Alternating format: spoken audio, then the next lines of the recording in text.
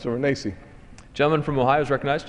2 minutes. Thank you, Mr. Speaker. I rise today in support of H.R. 436, the Health Care Cost Reduction Act. Over the past 18 months, the House has been focused on legislation that will help set the table for job creation. This recession has proven more stubborn than previous ones, in part because it has hit solid middle-class jobs the hardest. The medical technology industry, however, is one area where America remains a global leader in manufacturing. There are more than 35,000 medical technology industry jobs in Ohio alone, well-paying jobs too. Unfortunately, the President's health care law wants to punish this industry's success.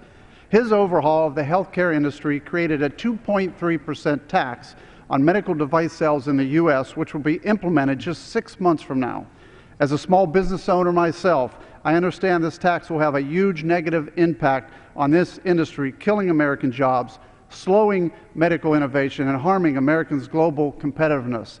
That is because this tax is on revenues, not profits. Some in the halls of Congress and in this administration who have never worked in the private sector and may not realize it, but that is an important distinction.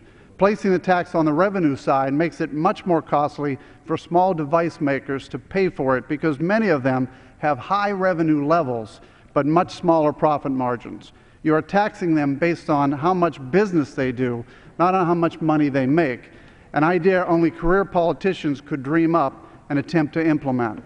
Over 75% of medical device makers are small businesses with fewer than 50 employees.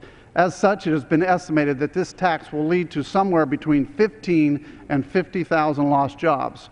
I will not stand idly by while this tax threatens jobs across the country in my home state of Ohio. That is why I stand in strong support of the Health Care Cost Reduction Act, which would repeal this tax, and I thank Representative Paulson for introducing it.